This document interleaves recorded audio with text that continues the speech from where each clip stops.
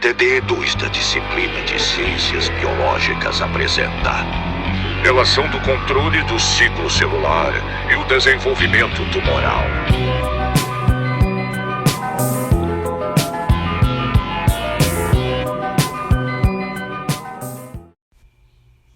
A vida da célula se origina a partir de uma série de estágios de crescimento e desenvolvimento.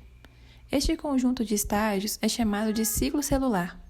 Começa no momento da sua formação, passa pelo processo de reprodução e, finalmente, divisão. Esse ciclo tem como principal função compartilhar o DNA para gerar células filhas geneticamente iguais, a fim de manter a hereditariedade genética nas novas células que estão por vir. Para entender melhor como essa sequência acontece, vamos ver como o ciclo celular é dividido. O ciclo celular é dividido em duas etapas, a interface e a divisão celular.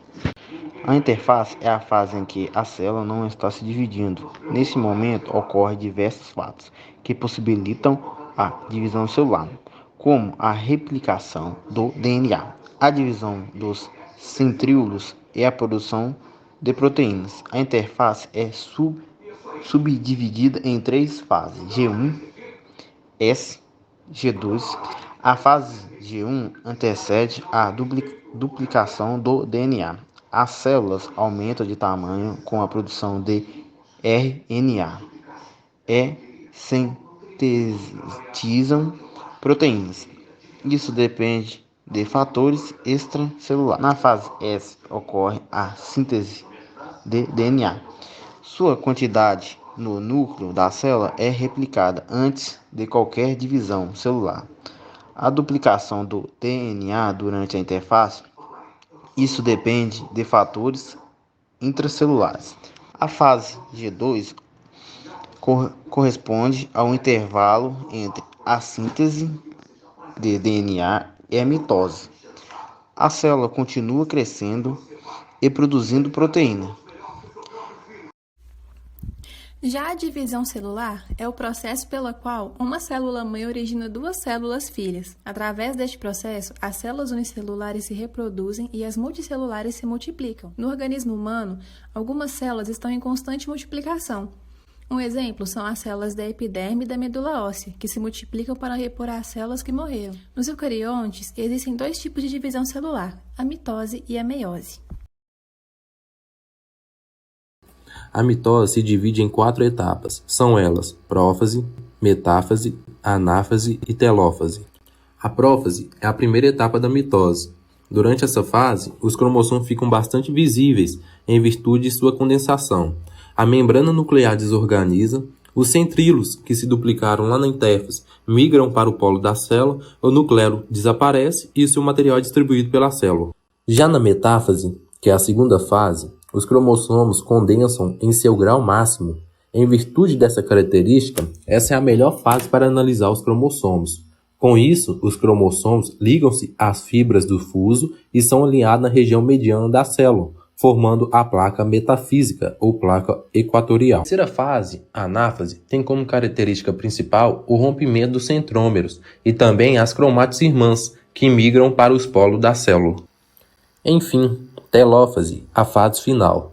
Nessa etapa, podemos dizer que praticamente será o inverso do que aconteceu na prófase, que foi a primeira etapa. A carioteca se reorganiza, os cromossomos se descondensam, mas vale salientar uma observação. Nessa fase ocorre a citocinese, que nada mais é a divisão do citoplasma da célula, dividindo em 2, formando assim 2 novas células. O ciclo celular apresenta mecanismos de controle que regulam seus processos, como a síntese de proteínas e a divisão celular.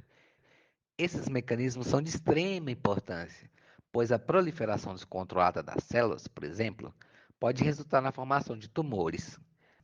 Os mecanismos de controle do ciclo celular atuam como um sistema de liga e desliga, de forma que o próximo evento inicie-se como término do evento anterior. Na maioria das células eucarióticas, esses mecanismos atuam nos chamados pontos de verificação ou pontos de transição reguladora, que existem 3 pontos principais: ponto de verificação G2M e o terceiro ponto de verificação. O ponto de verificação é no final da fase G1, que impede a continuação do ciclo quando as condições não são adequadas. ponto de verificação G2M desencadeia os eventos mitotóticos que levam ao alinhamento dos cromossomos na placa metafásica. E o terceiro ponto de verificação é a transição entre a metafase e a anafase, na qual ocorre a estimulação para a separação das cromatídees irmãs, levando assim à conclusão da mitose e à realização da citocinética. A proteína P53, classificada como oncoproteína, é codificada pelo gene TP53, encontrada no braço curto do cromossomo 17. Essa proteína é dividida por 5 domínios e 2 sinais de localização. Dentre esses existem os domínios ligantes ao DNA, que garante a especificidade da proteína em se ligar ao gene-alvo em respostas diferentes aos estresses celulares, ou seja, essa proteína pode ser classificada como uma proteína supressora de tumores. Esse processo ocorre quando a proteína detecta qualquer estresse celular ou um erro no DNA. Com isso, a P53 ativará diversos genes que serão responsáveis pela condução das diferentes respostas de supressão ao dano. Sendo assim, a P53 atua regulando negativamente o ciclo celular. É importante ressaltar também que a função dessa proteína pode ocasionar uma proliferação celular desordenada, que aumenta a sobrevida das células e a resistência de drogas quimioterapêuticas. Em relação ao desenvolvimento tumoral, quando a proteína P53 sofre mutação, a inativação da via P53 no câncer ocorre frequentemente por meio da expressão dessa proteína mutante. A proteção celular é alterada por mutações do gene TP53, combinadas com diferentes polimorfismos, originando uma proteína não funcional. As mutações são herdadas ou ocorrem por exposições a carcinógenos ambientais ou agentes infecciosos. Em relação ao estresse, a aceitação de P53 pode induzir a aceitação da lisina 120. Essa lisina é um sítio de repetição para a mutação da P53 no câncer, retendo a sua capacidade de interromper o crescimento celular, que também, além disso, ela tem efeitos anti-apópticos, essenciais para o desenvolvimento de um organismo. Quando o gene P53 sofre mutações, as células danificadas escapam do reparo do DNA e da apoptose, e com isso, o P53 mutado pode levar ao câncer. Em relação aos mecanismos gerais da quimioterapia e radioterapia, a quimioterapia ela utiliza medicamentos que matam as células tumorais com a sua toxidez. No princípio, o tratamento mata todas as células que se dividem rápido. E como os tumores podem se dividir rapidamente, os quimioterápicos acabam matando essas células tumorais.